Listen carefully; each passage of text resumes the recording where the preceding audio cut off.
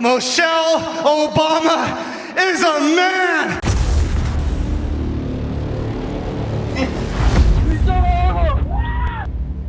Hey there friends, welcome back to another Legally Armed America video. I'm of course Paul Glasgow, the one and only truth hustler, bringing you a brutal display of logic and reason on a daily basis. What an awesome UFC fight night it was. I thought it was incredible. The quality of the card was unbelievable. There's a lot of UFC fights. I know you can't have bangers on every single one, so I get it. Didn't have very high expectations for what took place last night. And boy, they didn't disappoint. But we got some laughs out of it too. Heavyweight Josh Hogan gets the big win against Lewis, talks with Joe Rogan, and ends with a bold, edgy line that had the crowd cheering and laughing. Something about a dong. And lastly, Michelle Obama is a man! Am I right,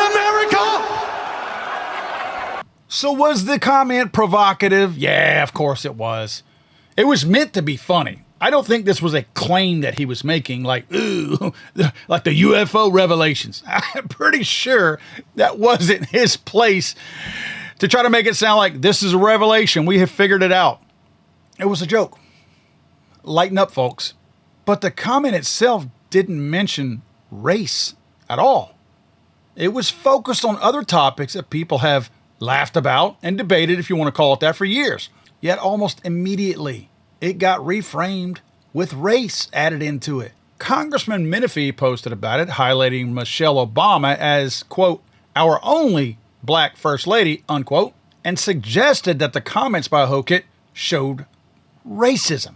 But if you look at the original words from the fighter, race wasn't part of it, had nothing to do with it, and it wasn't even some little side joke that might imply it. Folks, this is the pattern that we see a lot lately. When there's disagreement on the main point, whether it's free speech, cultural commentary, or public events, race gets brought into the conversation even when it has nothing to do with it and doesn't fit. Friends, this isn't about agreeing or disagreeing with the fighter's style. It's about how injecting race, when it's not at all relevant, can shut down discussion instead of addressing the actual topic. In a free society, people should be able to make an edgy joke or some kind of a funny observation at public events without every response defaulting to the strongest accusations. The crowd's positive reaction obviously shows that Americans are pushing back against an overly sensitive interpretation like this one. Before I do that, guys, go over to legallyarmedamerica.com. Again, legallyarmedamerica.com. There's several ways to win a Gideon Optics Rock red dot for your handgun.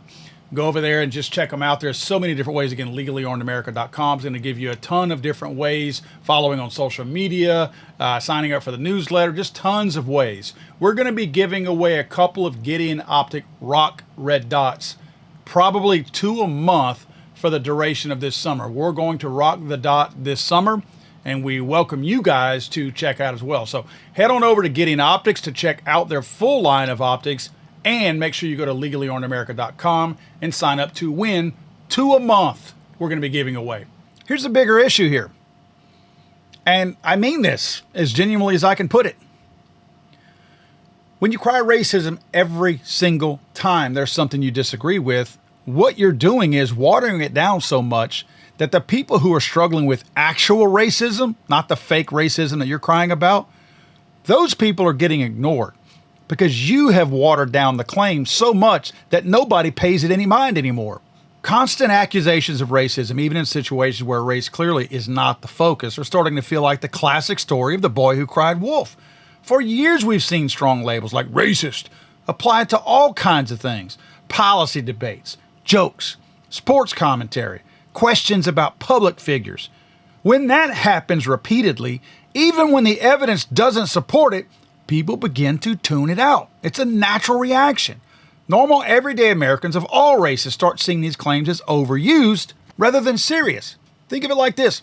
If a small guy keeps starting fights but never handles things himself, he always calls his much bigger friend to step in and fight his fights for him. Eventually, nobody's actually scared of the little guy. They know it's the big dude they're going to always have to deal with. His threats lose all their power because everyone knows he can't back them up on his own. The same thing happens when racism becomes the automatic go-to claim every single time for you. If it's your only response, then you don't really have a response. if that's your go-to. You never really had an argument all along, so you immediately went to the one thing that you know that used to work, by the way. But it doesn't work anymore because people are done with it because you overused it. And I truly believe that that's unfortunate because genuine racism and prejudice does exist in the world, and they deserve real attention. But when the term gets applied so broadly and so often to non-racial situations, it completely loses any impact that it might have had. The public becomes skeptical, legitimate concerns can get dismissed because of all the previous fake, false alarms. It's like overusing any strong word. Eventually it stops carrying weight, and that makes it harder to address real problems when they actually do arise. It's like if somebody calls you all the time and every time you answer the phone, they say, I have some massive news for you. Oh, really? What is it?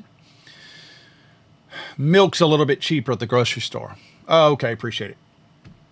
10 minutes later, I have massive news for you. Really? Yeah, our favorite TV show is going to be coming on tomorrow night instead of tonight because something else is happening. Oh, okay. Pick up the phone. I have massive news for you. Well, by then you're like, it's nothing. It's not massive. It's probably not news. It's probably nothing. Again, exactly what's happening here. It's all psychological BS. Look, this UFC moment is a good example of the very shift of people getting sick of seeing and hearing the same crap. People cheered at this comment not because of hate, because it was funny.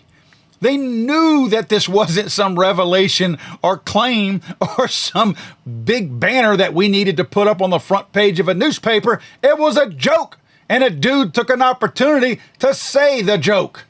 But it had nothing to do with race. Free speech at a celebrity event shouldn't automatically trigger the race card every single time just because you have a weak-ass argument and you don't have a point or a rebuttal. At the end of the day, anytime these same people add race to a comment that had nothing to do with it often happens when their core argument is garbage, when it's weak. The public is getting better at spotting that.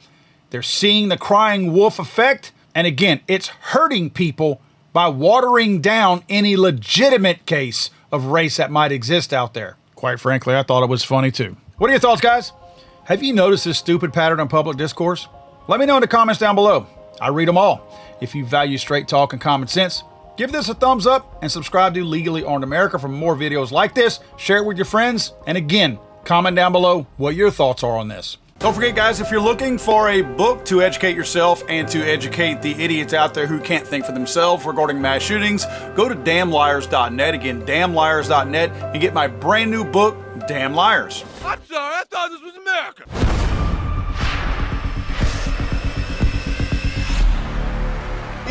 It's hanging